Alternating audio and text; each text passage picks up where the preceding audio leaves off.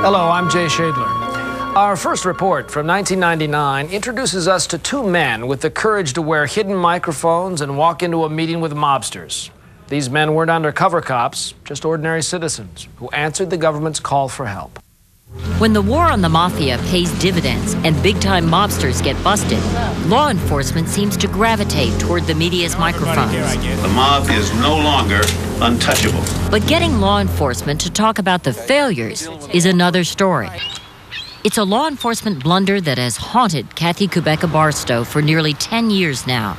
You see, it was her husband, Donald, in the prime of his life at age 35, who was murdered by the mafia. Kathy's brother, Robert Kubeka, age 40, died alongside Donald. Both victims of mob retaliation, both victims of a government betrayal. To allow the mob to kill them was wrong, and it shouldn't have happened, and I wanted answers, and I just didn't understand how this could have happened. Robert Kubeka was not a cop, and he was not an FBI agent. Far from it. He was an environmentalist with a master's degree. His brother-in-law, Donald Barstow, was planning to be a home builder. So what were two mild-mannered, law-abiding citizens doing pitted against the mob? Well, the story begins with Robert Kubeka's father, Jerry. For 30 years, he ran a legitimate garbage hauling business on Long Island, New York. But in 1978, he became too ill to work. So he asked his son, Robert, to step in and run the family business. Bob Folks and Cynthia Carrill are the Kubeka family attorneys. They did the right thing for their entire extended family and gave up their own personal dreams to continue the business. Trouble began almost immediately. Kubeka and Barstow discovered that the carting industry, as it's known, was not only dirty, it was massively corrupt. The mafia controlled most of the industry, parceling out business to carting companies loyal to the mob. Kubeka and Barstow refused to play by the mob's rules, so the mob proceeded to crush the life from the Kubeka's business. They would be threatened. Their dumpsters, their equipment would be damaged. Their customers would be threatened.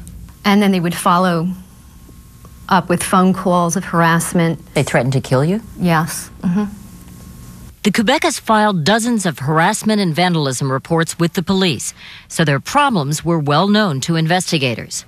In 1982, Ron Goldstock, the head of OCTF, the Organized Crime Task Force, launched a state investigation into the mafia's stranglehold on New York's carting industry. So OCTF put on a full-court press to recruit the Kubekas. I think OCTF gave them essentially a three-prong argument about why they should cooperate. One, that it was the right thing to do and it was their duty and obligation as citizens. Two, that if they didn't cooperate, that organized crime was eventually going to destroy their business and possibly destroy them. And three, that if they cooperated with OCTF, they would be the beneficiaries of protection from the state. In fact, that promise was put in writing. In 1985, the Kubeka's attorney received this letter from OCTF stating, "This office will continue, as it has in the past, to provide Mr. Kubeka with any appropriate protection when and if the need arises." Did the government promise to keep their identities confidential? Yes.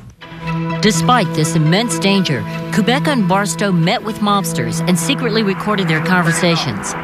They helped authorities hit the jackpot with a wiretap planted inside this black sedan. In that car, the head of the Lucchese crime family admitted on tape to the mafia's criminal chokehold on carting. They did not know how much trouble they were in. The Kubekas say OCTF broke its promise to keep the family's identity confidential. In black and white, Robert Kubeka's name, which was supposed to remain secret, was listed as an informant on the state's wiretap applications, documents that would later have to be turned over to the mafia's lawyers. With their cover now blown, the Kubekas' days were numbered. Several death threats were left on the Kubekas' answering machine at work. Frightened, the Kubekas did exactly what state authorities told them to do if they were threatened. They called a detective from the Organized Crime Task Force at home. OCTF told them to call the police and did nothing more. I didn't feel that just to call to 911 was going to do it. And I told Donald, please don't go into work the next day. What did he say to you? He said, Kathy, look, we have OCTF behind us. Nothing's going to happen. But on August 10th, 1989, Mafia hitmen ambushed Kubecka's office, shooting both Robert and Donald. Kathy Kubecka Barstow rushed to the scene. She watched helplessly as the bodies of her husband and her brother were removed and taken to the morgue. The Mafia had shattered the sanctity of the Kubecka family, but Kathy and her father, Jerry, say that equally devastating was the betrayal by the Organized Crime Task Force. Did anyone express any gratitude for what your brother and your husband gave their lives for? No, they used them and just casted them aside. They never came forward with anything. Kathy Barstow's thirst for justice could only be quenched by taking New York State to court and suing for the wrongful death of her husband and brother. Who is to blame for the death of these two men? The Organized Crime Task Force for failing to protect their witnesses. After hearing the cases, a New York Court of Claims ruled that the state of New York was liable for the Kubecka Barstow killings. The court then awarded the families more than $10 million in damages. It was never about money. It was about standing up for oneself and standing up for Robert and Donald. I'm proud of what they've done. They're heroes.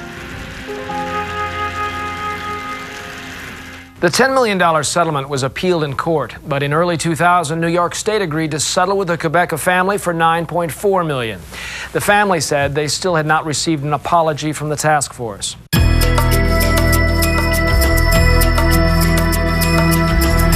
When faced with organized terror tactics, an individual has little chance of escape. In 1998, a murdered New York doctor was believed to be another victim in a violent campaign. Dr. Barnett Slepian, an abortion provider, was killed by a single shot fired through his kitchen window in October of 1998. Police in Western New York State believe the doctor was another victim in a regional campaign against abortion providers. The situation is so strikingly similar, it certainly is a possibility that they're linked.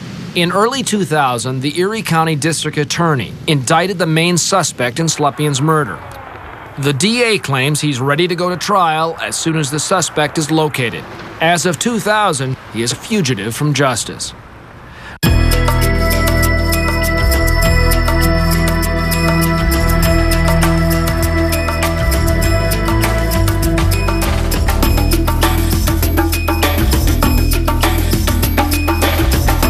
Murders like this have heightened anxiety across the country that such snipers will strike again.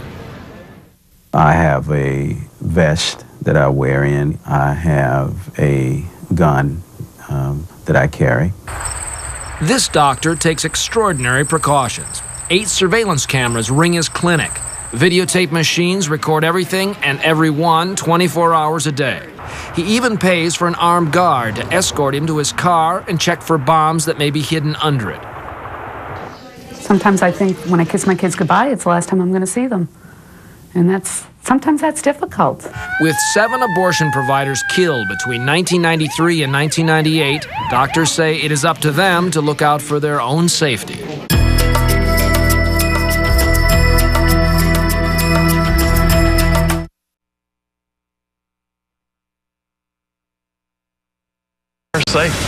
Cajun Justice, Saturday nights on CI.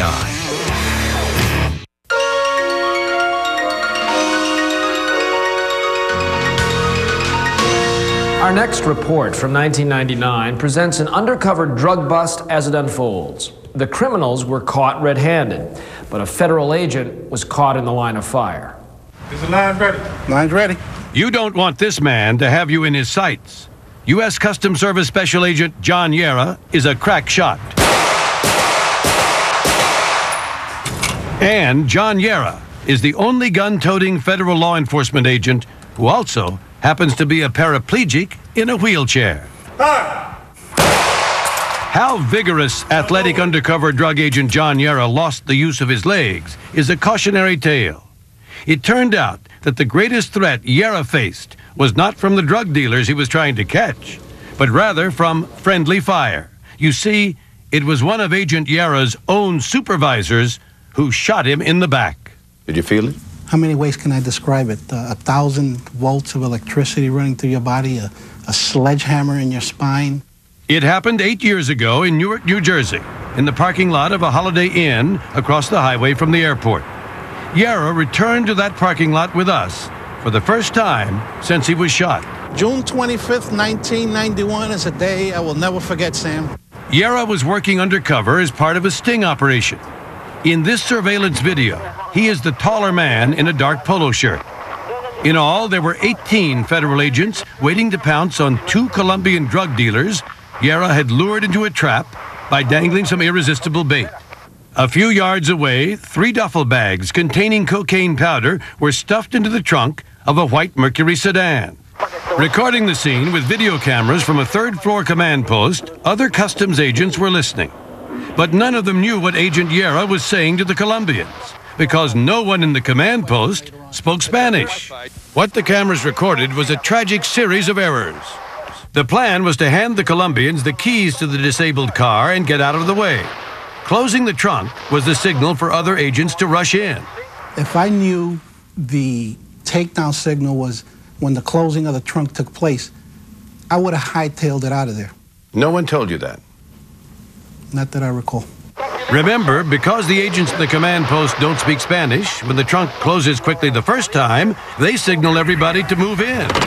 Supervisory Special Agent Philip, driving a gray sedan, speeds to the scene with another agent, Peter Griswold, riding shotgun. In an instant, a gunshot. John Yara falls in a heap, a bullet in his spine. One of the Colombians throws his hands in the air. The other dives for the ground. Is the man with a pistol in his hand. We may never know for certain the exact sequence of events inside the gray sedan driven by Special Agent Phil. But this much is undisputed. In the moments before the shooting, he was trying to position, stop, and park the car in order to help make the arrest. At some point, he drew his semi-automatic pistol, loaded and ready to fire. And we also know this. It was a bullet fired from a gun that paralyzed John Yara for life. Everything was done wrong. Until he retired, Special Agent Rick Kennan was one of the Customs Service's leading experts in undercover operations. What went wrong was the arrest team, the conduct of the vehicle driven by Group Supervisor. He lost control of the vehicle, his gun, and the entire episode. Yara's head is down, Griswold is out of the car, shotguns across it, gunshot by Griswold almost gets run over by the car that's still rolling. Is now back in the car trying to put it in park. He evidently tried to jump out of the car with it still in drive, and this is when the firearm discharged. Should he have had the gun in his hand at all? No, absolutely not. He should have had 2 more agents in the back seat. They jump out and make the arrest. The supervisors don't make arrests. We're there to make sure it's done right. Several agents who were there say that the official customs probe of Yara's shooting was cursory and sloppy. And the customs agents charged that the report by Philip, the operations official supervisor, was itself incomplete and in many ways flat wrong. It says, prior to the execution of the plan, all available participating agents were briefed. Were you briefed? I think the key word there is available. I was not available, obviously, because I was never briefed. Before the bust, Yara went to the hotel bar to meet the Colombians. My first surprise was to see Supervisor at the bar. I didn't know he was going to be there because, again, no one told me. At the time of the incident, the Customs Service's own internal investigation declared the shooting accidental and recommended no disciplinary action against anyone involved. Philip declined to be interviewed, saying it might only cause undue anguish to all those involved. And in a phone conversation from Singapore, Phil said the shooting is something I live with every day. But he too declined an on-camera interview. Agent wasn't fired. He wasn't even temporarily suspended, although customs regulations now clearly require an automatic 14-day suspension when an agent unintentionally discharges a firearm. And what happened to John Yara? He spent 2 years in painful rehabilitation, relearning to live his life as a paraplegic. Fighting crime on the internet with computers is one of the Customs Service's top priorities these days. And Special Agent Yera is on the front line, assigned to combat child exploitation in cyberspace. Yera quickly learned that he'd have to adapt to life in a wheelchair on his own, because federal agents injured by other federal employees on the job can't sue them or the government. Instead, he got a one-time payment under workman's compensation. John received approximately $350,000. It comes out to approximately $30,000 a year. And that's it for the rest of his life. And that's it. But the Customs Service has its own discretionary fund that it uses to pay informants. If someone like that should be eligible to receive money, shouldn't John Yera? Well, John Yera is clearly a hero. We should be championing people like John Yera. And if that's possible, certainly it's something we should look into. John Yera was paralyzed, but none of the people involved, from the group supervisor who may have been in the lounge to the group supervisor who actually accidentally shot Yera, were disciplined in any way. Is that fair? Well, I can tell you today we have a very clear message of accountability. I can't speak for the people who were in senior management or in charge of this agency in 1991. But I can tell you if that incident happened today, we'd be taking a very hard look at the entire chain of command as to just who should be held accountable. And Kelly says he's already ordered a re-examination of the shooting of Special Agent Yera. And it's all there on the videotape, a tape that John Yera asked to see for the first time.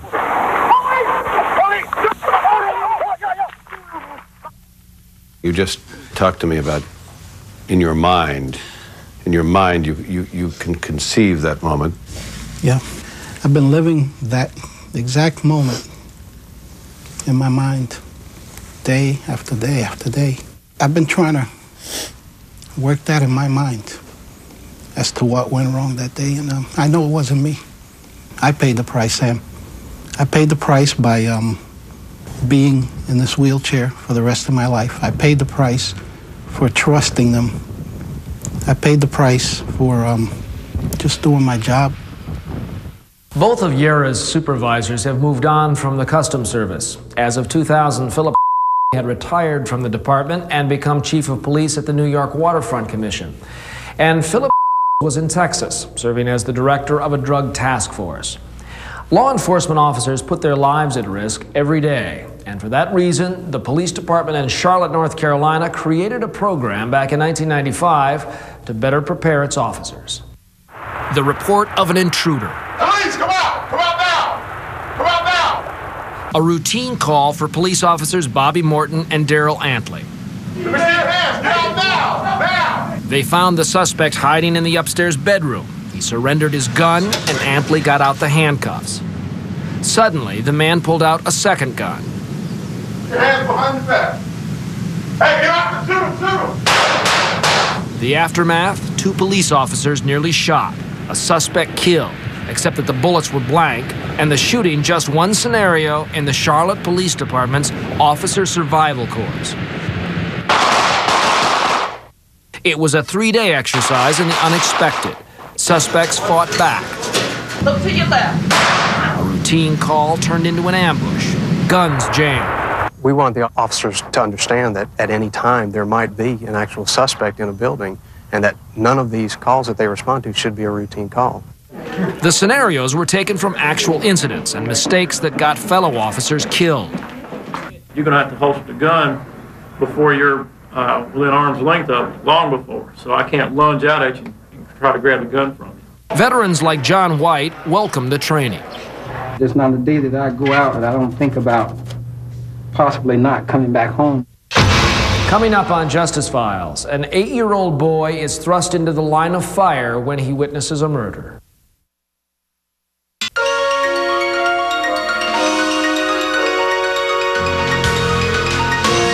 Our next report from 1999 is about an 8-year-old boy who put his life on the line to testify about a violent crime he had witnessed. His story made headlines because of his courage and the way the system failed him. Leroy Brown was 8 years old. He loved music and basketball and life. He was just a little boy who did what many grown men wouldn't dare do, agree to testify against a reputed drug dealer, an accused murderer. His family says he died doing it, murdered with his mother. His friends used to call him BJ. Now they call him a hero. This is his story. BJ and his mother, Karen Clark, lived here in Bridgeport, Connecticut, a tough town where the murder rate is twice that of New York City's, a place where most of the violent crime, prosecutors say, is connected to illegal drugs. BJ found an oasis amid all the trouble, the Boys and Girls Club of Bridgeport. He was loving. He cared about other kids' feelings, well-dressed, well-mannered. I mean, he just had a great time when he came here. Stephen Jones runs the club. He says BJ came around most days after school. Let's go, we're about ready. BJ's 29-year-old mother was a regular too, a single working mother who had just bought her first home. She was always there for us and Leroy, most of all Leroy. Karen Clark and BJ lived in two parallel worlds, one normal, the other shadowed by fear, a fear for BJ. It was late one September afternoon in 1997. BJ was 7. He had spent the day playing basketball. His mother's boyfriend, Rudolph Sneed, picked him up for the short ride home. They'd only gone a few miles when another car cut them off, and a man fired several shots at Rudolph Sneed. BJ saw it all. Sneed told police he knew the man who pulled the trigger, Russell Peeler, a man Bridgeport police say was a reputed drug dealer. And based on Sneed's accusation, Peeler was jailed for attempted murder. At this point, prosecutors didn't even bother with the little boy in the back seat. But Peeler wouldn't stay off the streets for long. The judge had no choice but to set bail. But he set it high, $500,000.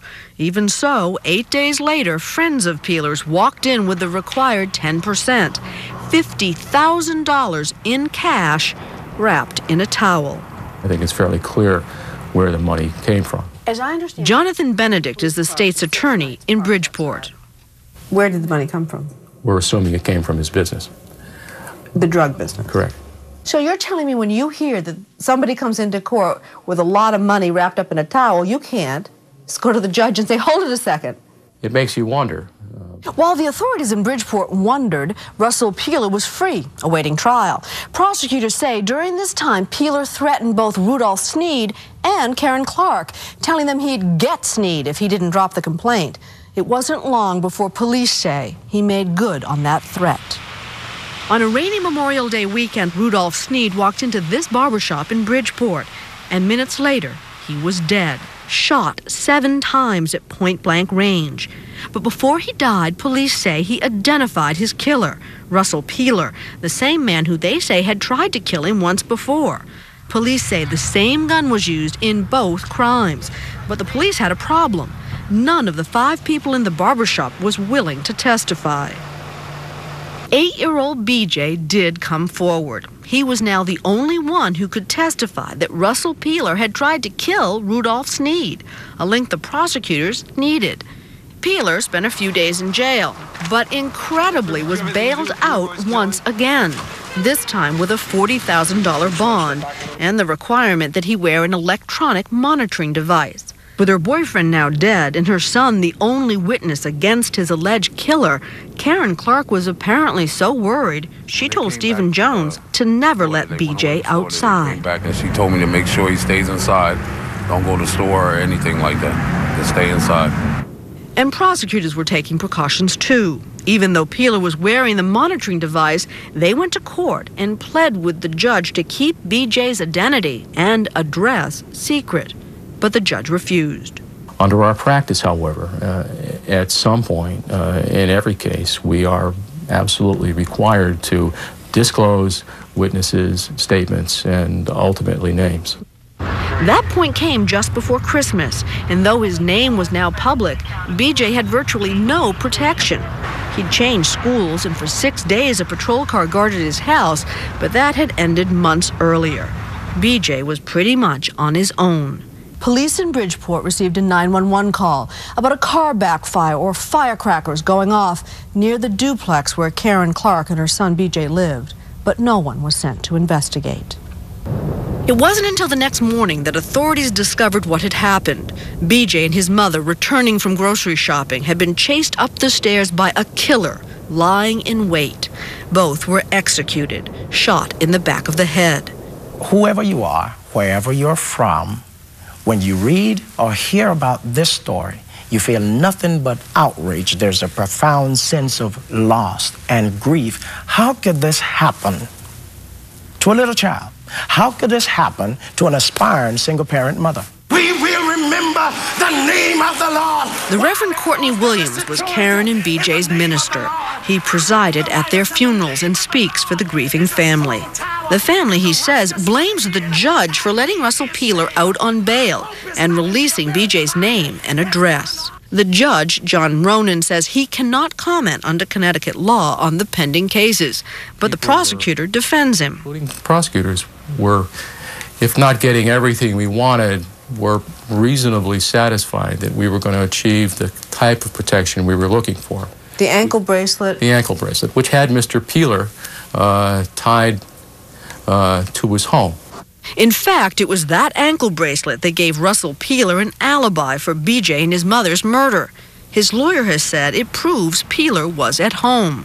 But if Peeler didn't do it, who did? Police are looking at Peeler's brother, who they have in custody on another charge. So far, Peeler's brother has refused to answer questions, citing his Fifth Amendment rights. Why wasn't BJ being protected by the Bridgeport police? Police and prosecutors both contend that after 6 days of having a patrol car parked outside her house 24 hours a day, Karen Clark asked for the protection to stop. Her mother told us she doesn't believe her daughter would have taken such a gamble. But even if Clark did ask to have the protection withdrawn, why didn't officials insist? The police told us that they advised Karen Clark to discuss security with the prosecutors. Prosecutors say it was a police issue and they were doing what they could to protect BJ in court.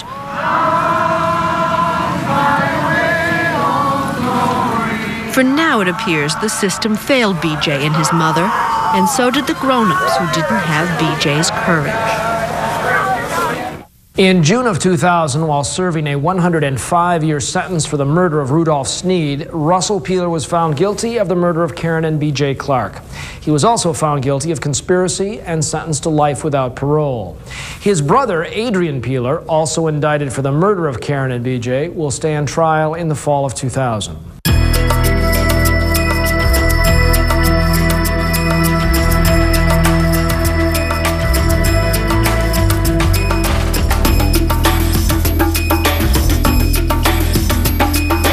The killing of BJ underscores a growing problem in America as federal and local law officers clash over the protection of witnesses. Nathaniel Gordon was known to everyone in this New Orleans neighborhood as Nat the Barber. In 1998, one of his customers was murdered in front of him. I was cutting his hair, and this dog walked in and said, "You jumped on me." Then, bam, I was afraid that he might shoot me. Gordon identified the gunman and testified at pretrial hearings. But before he could testify at trial, Nat the Barber was murdered himself. He had to go back to court that Friday, and they come in on him that Thursday afternoon and shot him in the top of the head.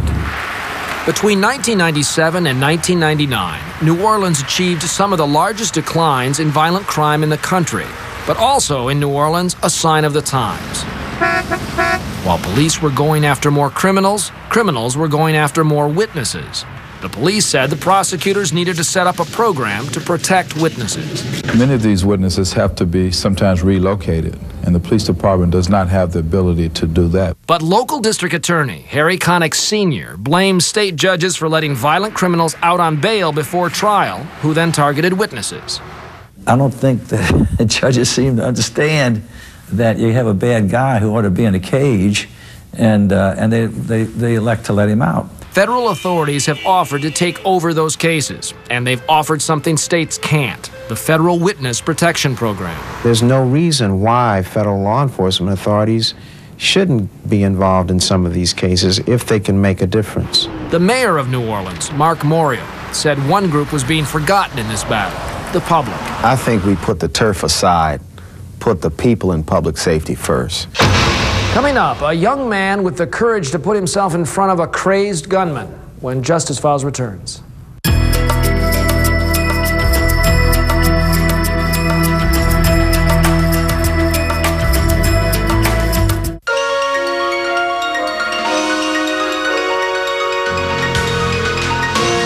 When a madman entered a Texas church and opened fire, it was filled mostly with teenagers. Our next report from 1999 tells of one young man who confronted him and put an end to a murder spree. As worshipers crowded into Fort Worth's Wedgwood Baptist Church, memories of the killing spree that claimed 7 lives hung in the air. Just across town, at another Sunday service, 19-year-old Jeremiah Knights is still haunted by very personal memories of the bloody massacre. I'm still scared, still nervous. Jeremiah has reason to feel uneasy. In a deadly face-off with a gunman, he stood his ground and became an unlikely hero who may have saved dozens of lives.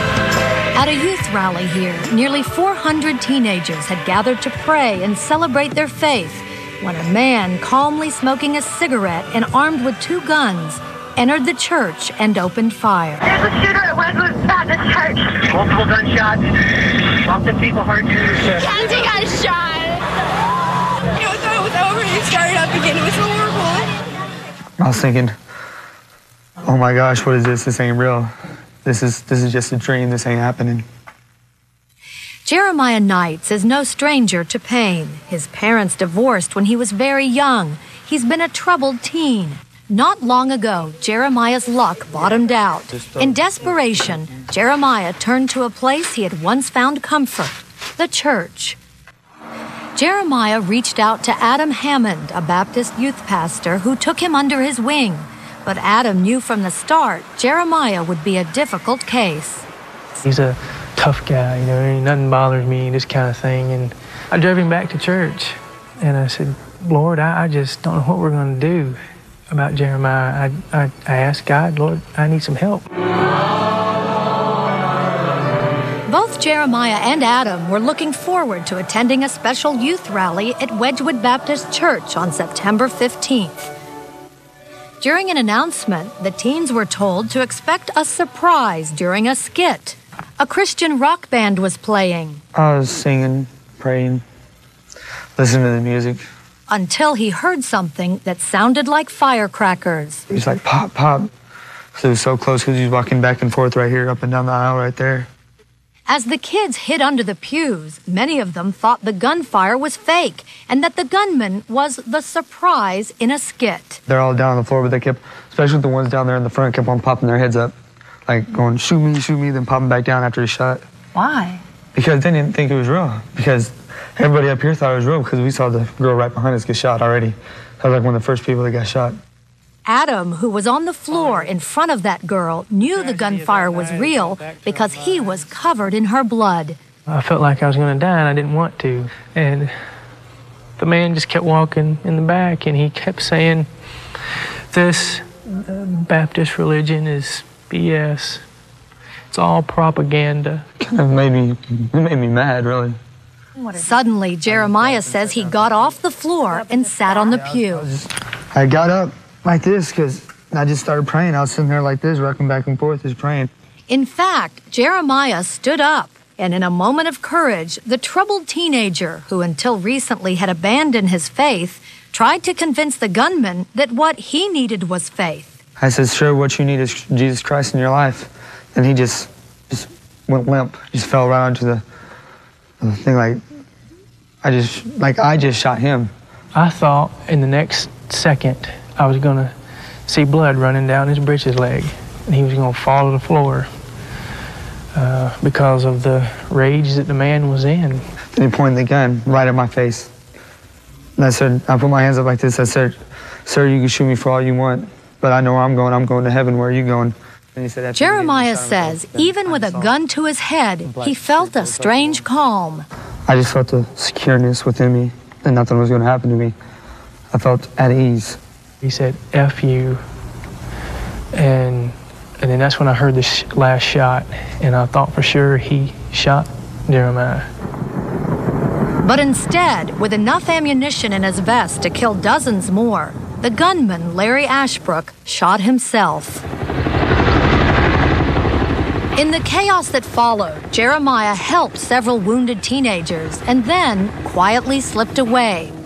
7 precious lives. Such a cost. Our children kneeling and hovering in terror as bullets are flying over them. A week would pass before Dr. Al Meredith, pastor of Wedgwood Baptist, even knew the name of the man who stopped the rampage in his church. Al Meredith, tell me your last name. Tom Knights. Jeremiah, do you think what you did was a courageous thing?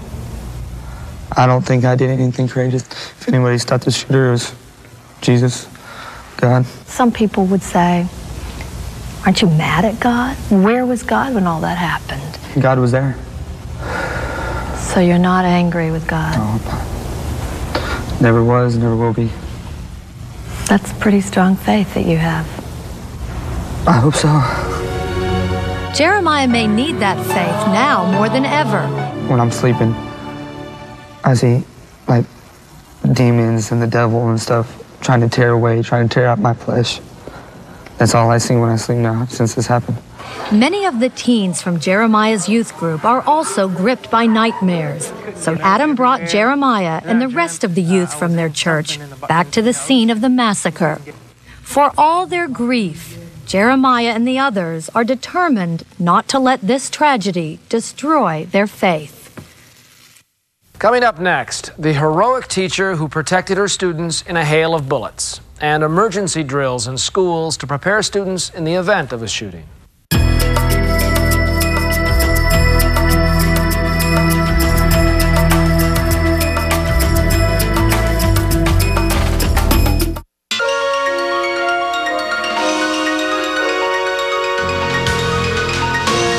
In March of 1998, when 2 students fired their guns at Westside Middle School in Jonesboro, Arkansas, it left 4 students and 1 teacher dead. 6th grade teacher Shannon Wright had taken her life in her hands to protect the children in her care. 911, where's your emergency? Student shot at Westside High School, Middle School. Been what? Student shot at Westside Middle School. Okay. All right. We need an ambulance as soon as possible. Okay, hold on just a second, ma'am. There's been blood loss. There's lots of blood loss. Okay, we will get someone out there. Thank you very much. It was a rigged fire alarm that drew the students out of the building and into the firing range of 2 Westside students. It's all over the news and blood all over the place. What can you say? There was much talk in Jonesboro schools among teachers about Shannon Wright, a fellow teacher who died. Threw herself in front of a student to help protect that child. Her students call her a hero. I wasn't surprised. She's always been that way. She was just everybody's best friend. At least some comfort to Shannon Wright's parents. To me, she was a hero anyway. You know, she was the perfect daughter, so good. But I wish she could have, you know, she could have done both, save herself and the student too. But she loved teaching and loved the children enough to lay down her life for them. Still, it was hard for her family to understand how violence could have come to a place as innocent as this and snatched their daughter from them. She also left behind her husband and their son. We'll all stick together and we'll make it. That's what she would have wanted. She'll want us to take care of him. Feel like I should have done something if I'd have been there, but you want to do something, you can't. There's nothing to do, you just can't. You can't imagine. In town, ribbons went up for the loss of all the children and the loss of innocence.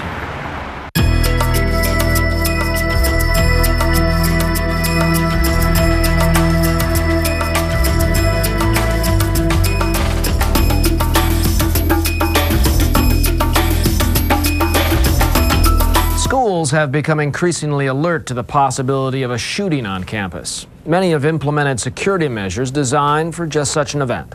Like most students, those at Harrison High in Indiana are used to fire and tornado drills. Now they also prepare for a different kind of emergency. We are now conducting a security drill. Teachers are to keep students in the classroom and lock the doors. This is how Harrison High plans to react if a gunman were to go on a rampage. We want to be ready, just as we want to be ready when a tornado comes. We want our children to know what to do. In the wake of multiple shooting incidents, in 1998, Indiana and 7 other states ordered their schools to come up with comprehensive security plans. Many campuses have imposed tough new safety measures. It used to be something that we didn't worry about. It was just like, oh, we live in Indiana, nothing's ever going to happen here. But now it's just like, oh my gosh, that happened in Kentucky. It could happen any day, at any place. On the ground, on the ground. In some cities, police practice rescuing students during an assault. Handheld metal detectors are used to check for weapons. Some school districts now require see-through backpacks. Security cameras have been placed in hallways and classrooms. Hotlines have been set up so students can anonymously report overheard threats. Threats need to be treated seriously. And across the United States, school administrators are attending security seminars where they are taught to think like an intruder. How would I do this if I wanted to do this, and what would I do, and where would I do it? School officials concede that some measures are intrusive and even frightening. But as one principal said, I'd rather apologize for precautions than apologize for not having been prepared. When a bystander is struck down in the midst of gunfire, what are the family's legal rights after the fact? Here's Professor Arthur Miller. The law is a reactive system, and sometimes all it can do is provide compensation. But even that depends on showing fault. You're at fault for not doing something a reasonable person would do, such as not posting an extra cop when needed, or not correcting a defect in the witness protection program. But unless you can establish that something specifically went wrong and there's someone who could and should have prevented it, you won't even get compensation. In most cases, you're litigating against the government, and that can be very hard because the government has lots of resources, and because people understand that by imposing liability upon the government, tax dollars, our dollars, will pay for it. On the other hand, juries will be much more sympathetic to the honest citizen in the protection program than the hitman. After all, the witness made a deal, and the government should honor it. The best the law can do is ex post facto, after the fact. Only money can be awarded. The law cannot give back human life. But if the victim can establish fault, he can then establish liability and then recover compensation, which sometimes is very handsome in terms of dollars. Unfortunately, in the case of a random shooting, say at a school, it's very hard to show fault, and the law must accept the reality that life is imperfect. I'm Jay Shadler. Thanks for being with us. Join us again as we look back.